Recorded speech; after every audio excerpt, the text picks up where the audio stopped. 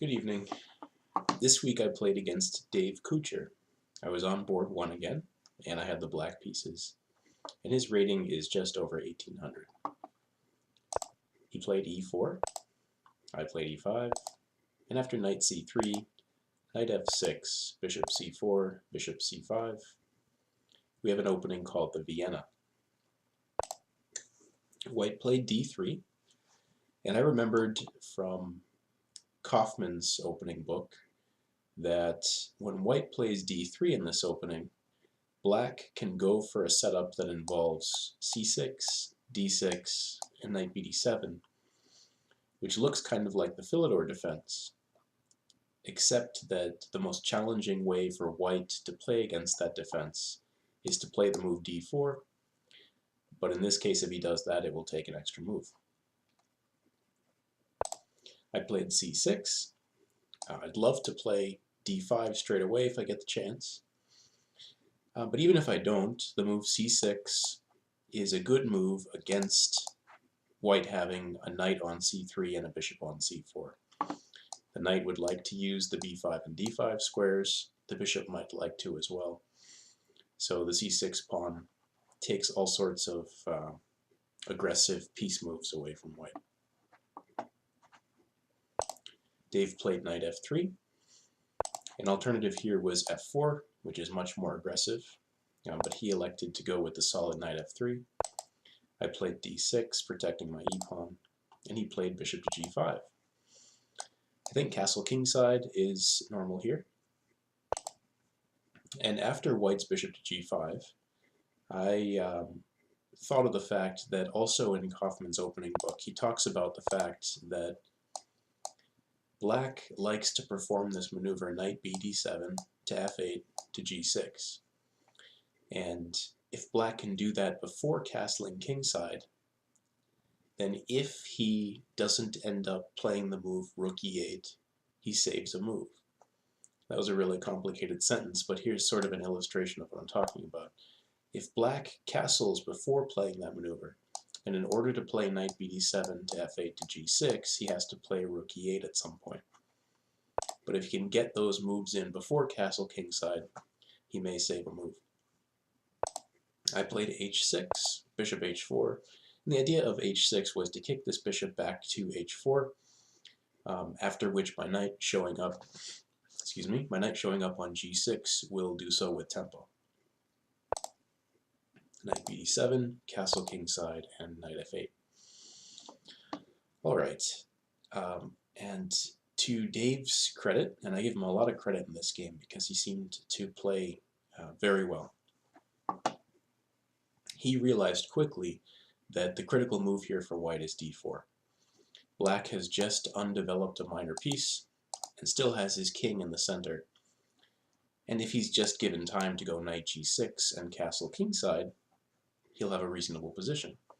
So if white wants to punish black for this very long development of the queenside knight, he does so with d4, and Dave played this move pretty fast.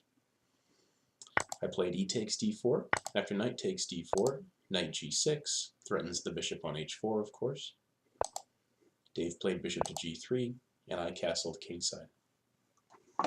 So now what we have is an interesting setup in which black has managed to have his queenside knight guarding e5 without having to have it on the c6 square, which means a pawn can be there instead, which restricts the bishop and knight on the queenside for white.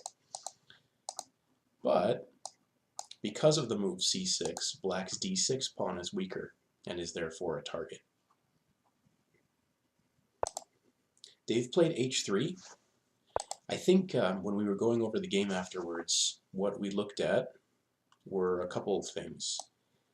a4 is a way of restricting black's expansion on the queenside. And the, to me, very normal-looking f4, I mean, when I say that, I just mean that it jumps out at me as a move that's critical in this position. And Dave avoided this move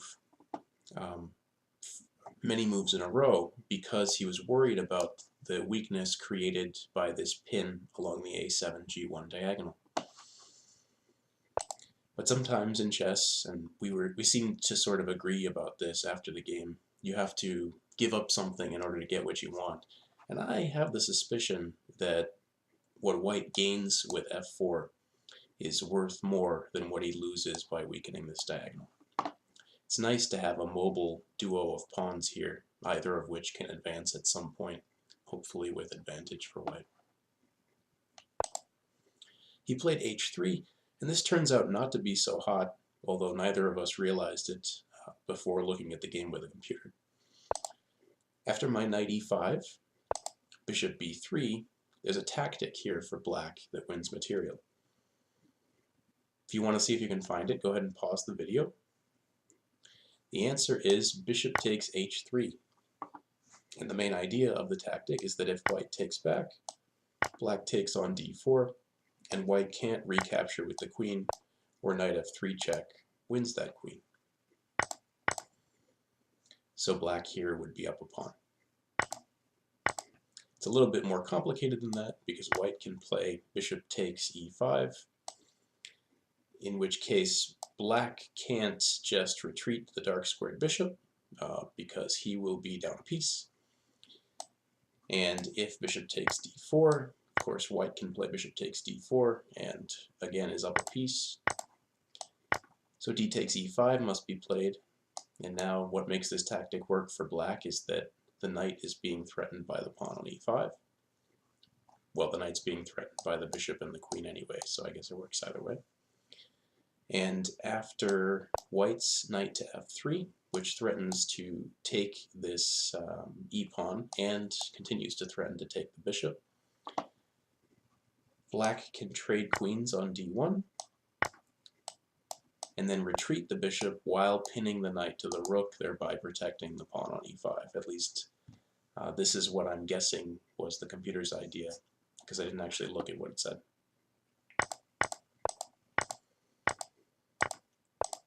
And this tactic comes up several times over the course of the game, but I won't mention it again. I played queen to c7. I'd like to play b5 with the idea to kick this knight with b4 and then capture the pawn on e4. But b5 now runs into knight takes c6, and I'm sorry, not knight takes c6 because that would hang a knight, but bishop takes e5 first, and then after d takes e5, knight takes c6. And I think I figured out that this is just better for white.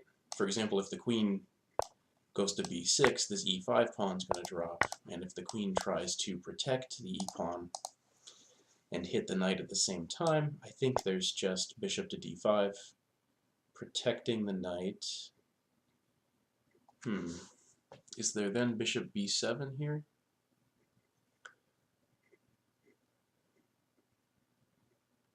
Probably not. At least things start to get really crazy after knight takes b5, so okay, I don't think this makes sense for black. Anyway, at least I couldn't see my way through the tactics, so I played queen to c7, just protecting the c6 pawn. There also might be excuse me, there might be some line in which I can make use of the pin of the f2 pawn and capture a bishop on g3, maybe after the d pawn moves away and some knight f3 check. White played queen d2, connecting the rooks and activating the queen. And I played b5. And now, of course, again, the idea is b4, followed by knight takes e4, which would now not only win a pawn, but trade knight for bishop. a3 from white, stopping that. But another point of the move b5 was to take the a4 square away from the knight, so that now the move queen b6 is reasonable. Earlier it would have allowed a fork, which would have been followed by a trade of knight for bishop on c5. White played knight to f5. Notice that the queen and bishop are lined up along this diagonal and are currently threatening to win a piece on d4, and white has to do something about that. And this knight f5 move, I think, is very interesting. The knight is dangerous on f5, and white has pieces that are now aimed at black's king side. And it's not going to take very much more for something really bad to happen to black. Maybe the bishop can come to f4 and assist with the attack. I was really worried about this knight on f5, and I haven't developed my bishop on c8 yet, so a very natural idea here for black is just to get rid of that attacking piece while trading off the last undeveloped minor piece. And that's what I did, but it creates kind of an issue for black, which is this d6 pawn is still a weakness. In fact, if this knight moves away, the d6 pawn may just be lost. It looks like white will be able to use tactics to take it, because even if there's a pin here, there may be bishop takes c5 with a counter threat against the black queen.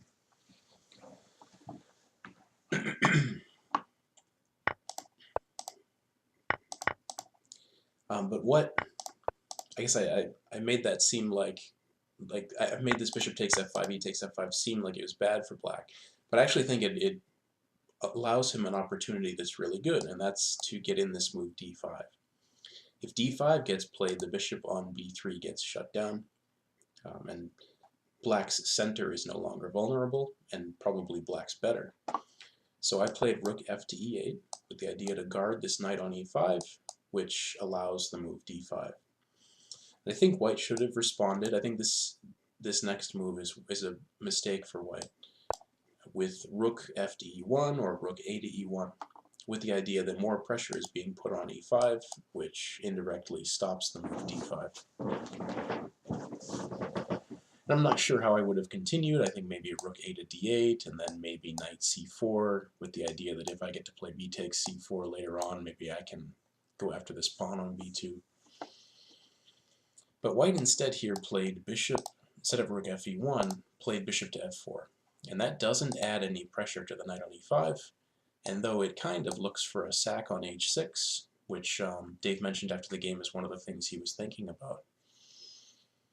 After black's d5, the bishop on b3 is no longer contributing to that attack, so a sacrifice on h6 I don't think would do very much. It's still scary though. After bishop h6, gh6, queen h6, this knight on g5 is hanging. But luckily black will have defensive resources here. Maybe, I'm not sure exactly how I would defend this. I mean, I don't want to just give back the piece right away, so maybe I would play...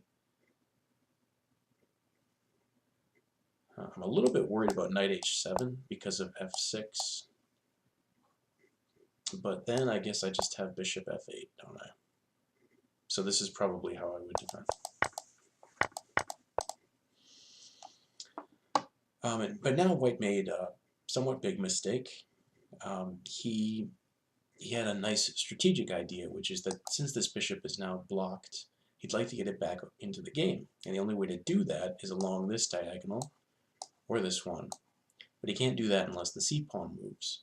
He'd also like to blunt black's diagonally moving pieces along the a7-g1 diagonal. So he played knight e2 with the idea to play c3, which has the dual purpose of allowing knight d4 and bishop c2. But the problem with knight e2 is it immediately allows knight e4. And now black is threatening the white queen and putting a third attacker on the f2 pawn. And from this point on, black's pieces very quickly become far more powerful than their white counterparts. So it turns out to have been very important, I think, for white to stop this move d5. Dave played queen e1, which I think is necessary. I had 3 attackers on f2, he only had 2 defenders. But now after knight c4, though this move just comes with the somewhat lame threat to take on b2, the real point of it is that I want to get closer to using this pin on the e-file. So the move knight c4 generates a threat that I'll make use of in this game. So I won't show it to you right now. But after white's b takes c4, which kind of makes white happy in a certain sense because he gets to trade his not very useful bishop on b3 for an active knight on c4. B takes c4. Black is threatening to take the pawn on b2, and Dave played rook b1, but it turns out that black has a way to win material here, and that for that reason he had to try king h2, just giving up the pawn, or bishop e3. So after rook b1, if you'd like to, see if you can find the tactic for black. The answer is that black can take on f2, and I think it makes sense to take with the bishop here, which is what I did. If you take with the knight, white gets to just kind of run away with his king and say, okay, I haven't dissolved the pressure and I've lost a pawn, but at least I'm not dead. But after bishop takes f2, there's a fork of king and queen, so white has no choice but to take back. Rook takes f2. And now after knight takes f2, black is up a pawn and an exchange. White can move away here. Black can get his knight back to a central post. The game will go on, but of course black is winning at this point.